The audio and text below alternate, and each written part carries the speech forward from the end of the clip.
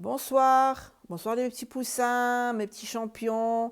Alors nous voici devant notre deuxième consolidation en exercice écrit. Deuxième exercice bien sûr de consolidation, toujours qui se rapporte, c'est comme un soutien, comme une aide que vous devez faire à la maison. D'accord? Ce sont des petits exercices que vous faites à la maison pour vous aider dans les évaluations que vous avez en classe. Alors, consolidation, exercice écrit. Nous avons plusieurs exercices, bien sûr, qui sont très, très faciles. Alors, exercice 1. Écris l'alphabet. Alors, maintenant, je sais que beaucoup, maintenant, écrivent l'alphabet, mais ce n'est pas grave, on va encore commencer, plutôt recommencer à écrire A, B en minuscule cursive, C, D, E, F, G, H, I, J, K,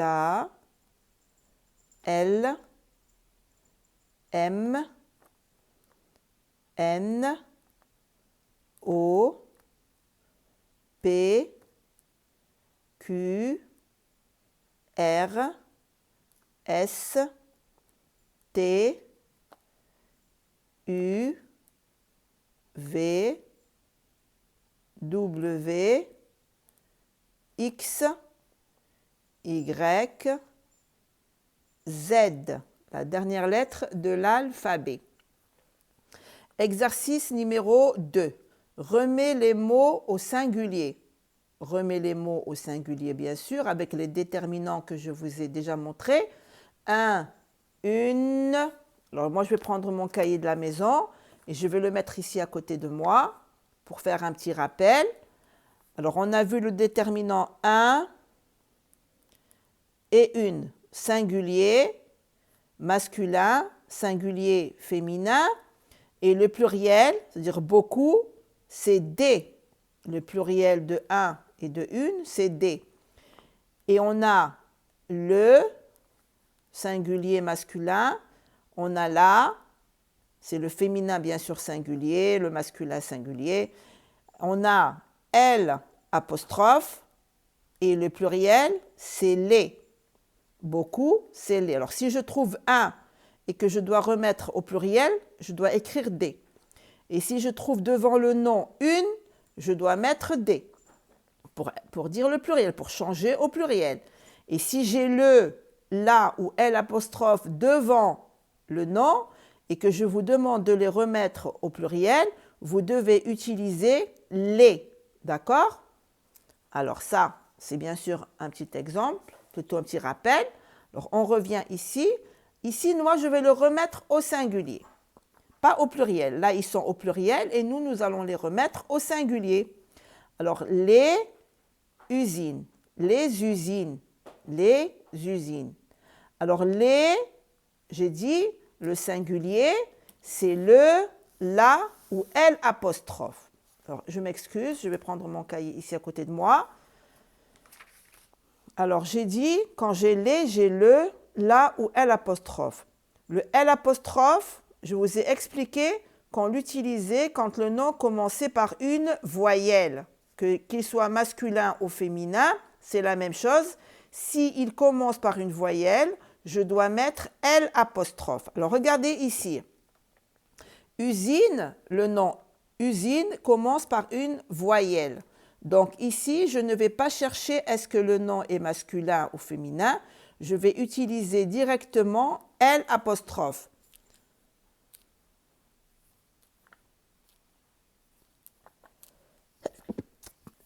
Désolée les enfants, j'ai éternué. Désolée. Et je vais écrire U, Z, ne. Et bien sûr, je dois enlever le S, parce que ici, j'ai le S du pluriel. Le S du pluriel. Quand je remets le mot au singulier, je dois enlever la lettre S, sauf bien sûr quand le nom est un nom invariable. On va passer à diffuser. Diffuser. Alors moi, ici, j'ai D. Le singulier de D, c'est un ou une. Alors là, je dois faire attention et je dois lire dans ma tête et dire, est-ce que fusée, je dis un fusée ou je dis une fusée? Est-ce que fusée est un nom masculin ou est-ce que fusée est un nom féminin? Alors bien sûr, regardez, voyez ce petit E qu'on a ici, on a et E. Alors déjà, quand j'ai et suivi de E, c'est que le nom est féminin. Alors je dois dire une fusée. Je dois utiliser une parce que fusée est un nom féminin. Une fusée. Je ne dis pas un fusée. Et je ne mets pas le S. Je l'enlève parce que fusée n'est pas un nom invariable. Le S, c'est la marque du pluriel. Des souris. Alors, je dois me dire encore ici souris. Est-ce que je dis un souris ou une souris? Non, bien sûr, souris est un nom féminin. Mais faites attention ici, parce que souris est un nom invariable. C'est un nom qui s'écrit avec S, qu'il soit au singulier ou au pluriel. Je l'écris avec un S. C'est un nom qui ne change pas. Son écriture reste la même. D'accord? On passe au quatrième mot.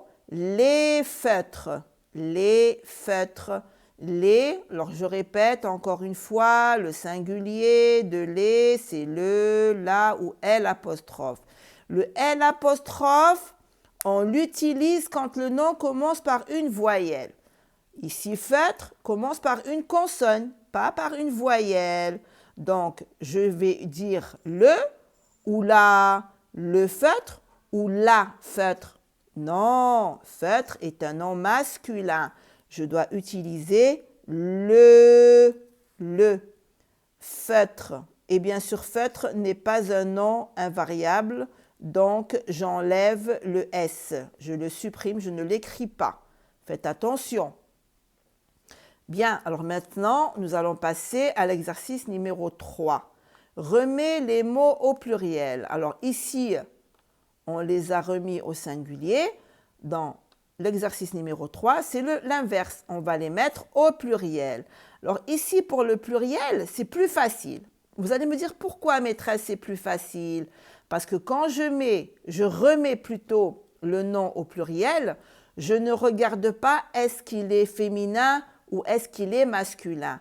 Non, les ou des s'écrivent devant un nom, qu'il soit masculin ou féminin, c'est la même chose. Tout ce que je dois me rappeler, c'est que une ou un, le pluriel, c'est des, et que le ou la ou L apostrophe, le pluriel, c'est les. Par exemple, ici, j'ai une banane, eh bien, c'est très facile. Le pluriel de une, c'est des. C'est des déterminants indéfinis. Des, un et U sont des déterminants indéfinis. Des bananes. Des bananes. Alors, regardez les enfants. Ici, j'ai enlevé le S du pluriel. D'accord? Parce que j'ai remis les mots au singulier. Mais ici, si moi je remets le mot au pluriel, je ne dois pas oublier le S à la fin, la marque du pluriel. Le camion, alors le pluriel de le, c'est les. Vous voyez ici, je ne cherche pas est-ce que le nom est masculin ou féminin. Non, parce que les ou des s'écrivent devant les noms masculins et féminins. Les camions, les camions, et bien sûr le S, la marque du pluriel. Le tapis, le tapis, regardez, on a un S ici. Ça veut dire que le tapis est un nom invariable. Le est remplacé par les tapis, les tapis, et je laisse le S, bien sûr. Et je ne vais pas rajouter un autre S ici. Non, ça y est, j'en ai un, c'est suffisant. D'accord? On ne rajoute pas de S. Ça y est, tapis s'écrit avec un S à la fin. Un sac, bien sûr, le pluriel de un, c'est des. Des, n'oubliez pas, des sacs. Et sac, bien sûr, avec un S à la fin, parce que j'ai remis le mot au pluriel. Ça s'appelle la marque du pluriel. Bien, alors ça, c'était pour l'exercice numéro 3. Exercice numéro 4. Réécris les phrases en remplaçant les mots soulignés par il, masculin singulier, il, masculin pluriel, elle, féminin singulier, ou elle, féminin pluriel, bien sûr, pronom personnel, ça s'appelle des pronoms personnels. Alors tout d'abord, on va lire toute la phrase et après, on va remplacer les mots soulignés par un de ces pronoms. Les tortues marchent doucement. Les tortues. Alors déjà, tortue, ici, est au pluriel. D'accord? Ça veut dire le pluriel, c'est il ou c'est elle, avec S. Et maintenant, je dois chercher tortue. Est-ce que je dis une tortue, c'est féminin, ou est-ce que je dis un tortue, masculin? Non, je dis une tortue, donc c'est le féminin. Il et il, c'est masculin. Et elle, c'est féminin. Donc, puisque moi j'ai beaucoup de tortues, ça va être elle avec S. Elle au pluriel. Et je n'oublie pas la majuscule. Donc, je vais écrire elle. Elle remplace tortue. Je ne vais pas écrire ici elle, les tortues marchent. Non, ça y est, j'ai écrit elle. Elle, ça veut dire les tortues. Mais je vais terminer la phrase. Elle marche. Elle marche. Doucement, bien sûr, je complète par les mots qui sont déjà écrits. Voilà. Elle marche doucement, ça veut dire les tortues marchent doucement. Et j'ai mis un point à la fin. Papa répare la moto. Bien sûr, je sais que papa, c'est un seul papa. Papa est masculin, donc je vais utiliser il. Papa, c'est très facile. On l'a travaillé plusieurs fois. Ces exercices, nous les avons travaillés plusieurs fois avec maîtresse. Il répare la moto. Je complète ma phrase. Et je mets le point à la fin. Je n'oublie pas la majuscule au début. D'accord? Parce que j'écris une phrase. La majuscule et le point à la fin. Il remplace papa. Qui c'est qui répare la moto? C'est papa. Ma cousine vient demain. Alors, ma cousine, c'est un nom féminin. Ma, c'est un adjectif possessif féminin. Ma cousine vient demain. Alors ici, j'ai une seule cousine, ça veut dire une seule fille. Je vais utiliser elle. Elle, sans oublier la majuscule, comme toujours au début. Elle, et je complète ma phrase. Elle vient demain. Elle vient demain. Et le point à la fin. Les lions sont les rois de la jungle. Ouh, les lions. Alors, regardez. Là, j'ai le pluriel. Je répète encore une fois, quand je vois le pluriel, j'ai deux pronoms ici, au pluriel. C'est le il avec S et le elle avec S. D'accord? C'est le pluriel.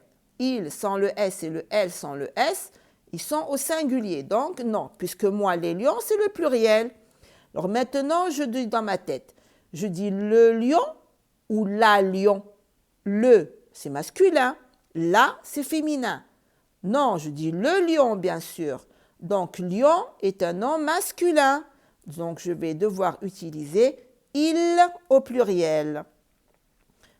La majuscule, je n'oublie pas le S, bien sûr, et le L. Et je complète ma phrase. Ils sont les rois de la jungle. De la jungle. Voyez? Alors ça, c'était pour l'exercice numéro 4. On passe à l'exercice numéro 5. Entoure les déterminants et souligne les noms dans les phrases. Alors nous avons ici deux phrases. Alors les déterminants, les enfants, le, la, les, l'apostrophe, un, une ou des. D'accord? C'est les déterminants qu'on a vus jusqu'à maintenant. D'accord? Parce qu'il y en a beaucoup d'autres. Mais On a vu cela, c'est cela qu'on va travailler maintenant. Alors ici, on me dit entoure les déterminants et souligne les noms. Alors les noms, bien sûr, c'est le nom qui désigne un objet, qui désigne une personne, qui désigne un animal. D'accord? Ça s'appelle des noms. Ce mot s'appelle un nom. Alors on va lire la phrase. La tortue mange la salade. Bon, la tortue mange la salade, c'est très facile. Les déterminants déjà. On va chercher les déterminants. On a là et là.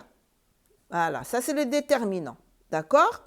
Alors le nom, c'est quoi le nom? Eh bien c'est le nom qui accompagne le déterminant. Là quoi? La tortue. Tortue, c'est le nom. C'est le nom d'un animal. C'est le nom d'un animal. La salade, c'est le nom d'un fruit. C'est le nom d'un fruit. La salade. La tortue, la salade. Tilly est dans le nid. Tilly est dans le nid. Bien sûr, on va commencer par les déterminants. On en a un. Le voilà. Le. On a Tilly, c'est le nom, ou plutôt le prénom d'un animal, le petit écureuil que vous connaissez tous. Et le nid, c'est un nom qui accompagne le nid. Toujours quand je trouve le déterminant, je dis quel est le nom qui accompagne le déterminant. Le quoi? Le quoi? Le nid. Donc c'est un nom. D'accord? Alors je vais tourner la feuille parce que regardez, il y a des exercices derrière la feuille. Hein? Alors n'oubliez pas les exercices qui sont derrière la feuille. Sépare les mots de la phrase par un trait et réécris-la correctement. Alors, regardez. Sarah. Alors, on va mettre un trait après Sarah. Et, le petit et, qui s'écrit ET. Et. Samy. Un trait après le i de Samy. Alors, on va essayer de chercher ici ce... SE. Promène. Alors ici, après le T. D'accord? Promène, ça se termine avec ENT parce qu'il y a Sarah et Samy. On verra la conjugaison bientôt. Dans, qui s'écrit dans, D-A-N-S. Dans le parc, après la lettre C, avec A-V-E-C, Nino et E-T, Noni. Voilà, on a séparé la phrase. Sarah et Samy se promènent dans le parc avec Nino et Noni. Bien sûr, cette phrase, nous l'avons déjà travaillée en classe. D'accord? C'est pour ça que je vous l'ai mise ici. Et on va écrire la phrase en séparant les mots Sarah et, on n'oublie pas la majuscule au nom propre, et Samy se promène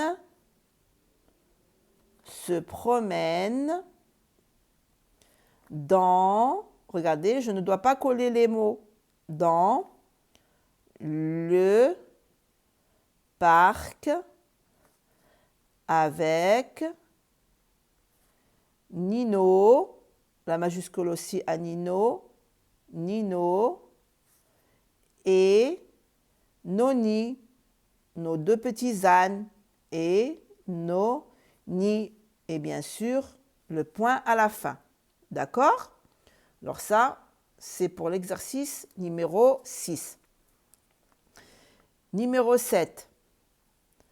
Remets les mots en ordre pour construire une phrase. Nous avons des mots ici qui se sont mélangés. Nous allons d'abord les lire. Se cache, Sarah, regardez, j'ai un point ici. De, Tilly, les cheveux, dans. Vous voyez, cette phrase, on l'a déjà vue et on l'a lue et on l'a lue. D'accord? Alors bien sûr, je dois savoir que ce mot, où il y a le point, c'est le dernier mot de ma phrase. C'est le dernier mot que je vais écrire pour terminer ma phrase. J'ai mis le point pour vous aider. Et ici, je vais chercher le mot qui commence par une majuscule. C'est Tili. Tili. D'accord? Alors, je vais commencer d'abord par chercher. Tili. Tili. Alors, Sarah, c'est le dernier. Il me reste deux. Il me reste les cheveux. Dans. Se cache. Alors, Tili, c'est le numéro 1. Ça veut dire le mot numéro 1 que je vais écrire. Tili se cache. Numéro 2. Se cache. Dans. Vous vous rappelez dans? Où est-ce qu'il se cache? Il cache la tête dans les cheveux. Oui, dans les cheveux. C'est le numéro 4. De Sarah. Alors, Tili se cache dans les cheveux de Sarah. Alors, quand j'ai numéroté mes mots, je viens là et j'écris Tili se cache dans les cheveux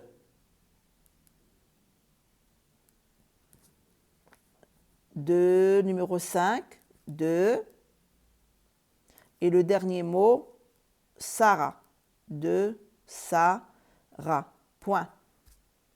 Vous avez vu? On passe à l'exercice numéro 8. Compte le nombre de mots, de lignes et de phrases qu'il y a dans le texte. Nous avons ici un texte. Ce matin, Maître Renard sort de son repère. Il voit de la neige partout autour de lui. Tout est blanc, le sol est gelé. Soudain, il entend un bruit dehors. Mais ce n'est que le vent qui frappe les branches des arbres. Alors nous allons commencer par « il y a combien de mots ?» Alors nous allons compter les mots. 1, 2, 3, 4, 5, 6, 7, 8, 9, 10, 11, 12, 13, 14, 15, 16, 17, 18, 19, 20, 21, 22, 23, 24, 25, 26, 27, 28, 29, 30, 31, 32. Alors ici, 32. Là, on peut en compter 2. D'accord? Mais moi, je vais en compter que 1. 32, 33, 34, 35, 36, 37, 38, 39, 40, 41, 42. 42, ça s'écrit 4 avec 2. 42. Ici, le N que vous voyez là, c'est un mot. D'accord? Mais moi, je vais en compter que 1 pour le moment. On expliquera ça prochainement. D'accord? Alors, les phrases. On va passer maintenant, il y a combien de phrases? Qu'est-ce que j'ai dit pour les phrases?